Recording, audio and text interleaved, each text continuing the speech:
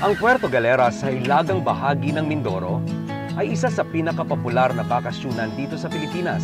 And with its picturesque natural harbor, countless coves and beaches, excellent scuba diving sites, at mga lugar na matutuluyan at makakainan sa saktong budget mo, it is easy to understand why this is so.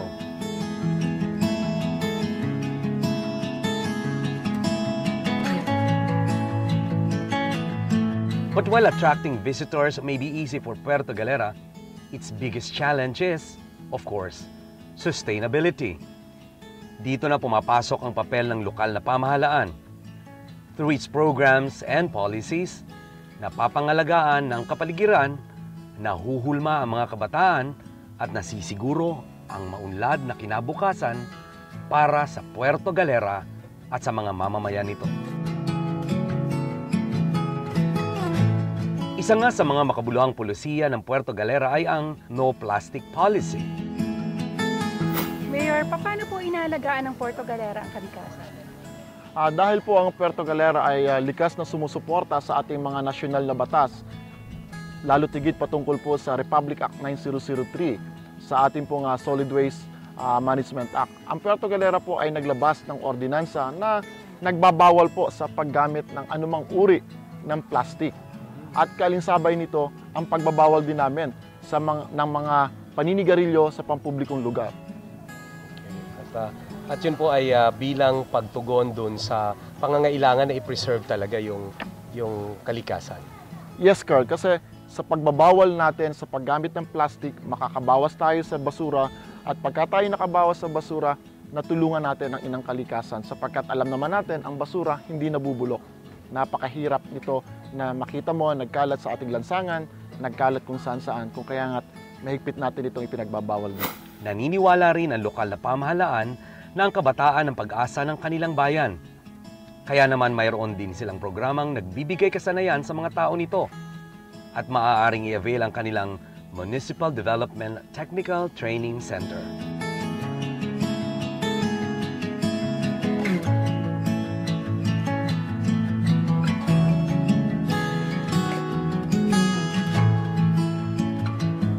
We will never have a good tourism unless we are able to deliver the right kind of service to our clients, to our customers, to our guests. Kung kaya nga po, ang una ko nga inayos para po mapaunlad ang turismo ay ang serbisyo ng ating mga frontliners. At sa pamamagitan niyan, na-establish po natin yung ating pong tinatawag na Municipal Development Technical and Training Center, na ngayon ay isa ng institusyon na nagbibigay ng mga kurso sa ating mga tao patungkol lahat sa turismo. Katulad ng tour guiding, housekeeping, massage therapy, and other courses related to tourism services. Sa mga nakaraang taon, Mayor, kayo ba ay naging masaya sa naging paglago ng turismo sa Puerto Galera? Oo naman, sapagkat alam mo, nung ako'y naupong mayor, kami ay third-class municipality. After 2 years and a half, nagawa kong first-class municipality ang Puerto Galera. At yan ay dahil sa magandang takbo ng turismo sa aming bayan. Sapagkat isa sa criteria bilang pagkilala o pagpili ng klasifikasyon ng isang bayan ay dahil sa income ng isang bayan o ng isang munisipyo. At dahil nga hindi lamang sa kasalukuyan nakatuon ang lokal na pamahalaan, marami ring mga plano at programa para sa kinabukasan.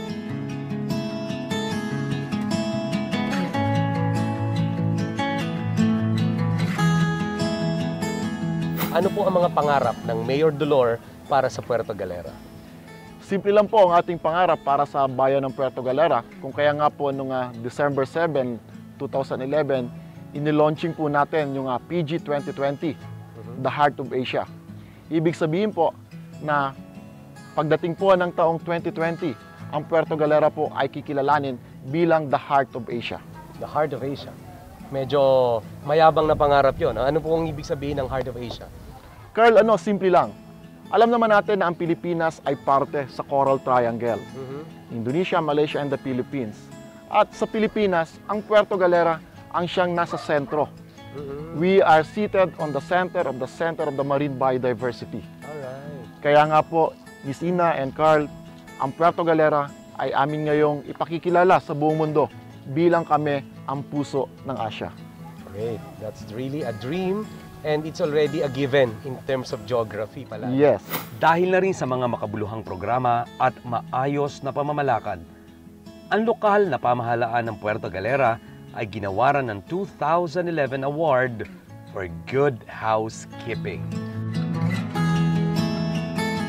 Ako'y masayang-masaya at siguro ito iniaalay ko sa lahat ng ating mamamayan. Nito lamang po ang nakalipas na taong 2011, na tayo po ay ginawaran ng Department of Interior and Local Government ng Seal of Good Housekeeping. Ito ay isang parangal na ibinibigay sa mga lokal na pamahalaan na mayroong natatanging kagalingan bilang isang pagkilala, una, sa magandang pamumuno, pangalawa po sa transparency, patungkol po sa mga financial aspect ng munisipyo. Puerto Galera is a tropical paradise unlike any other.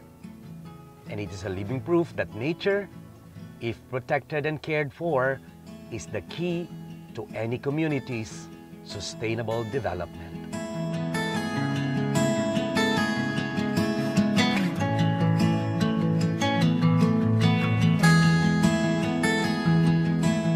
Abutin ang pangarap. Sulong bagong Puerto Galera. The heart of Asia. For Puerto Galera, we give thumbs up.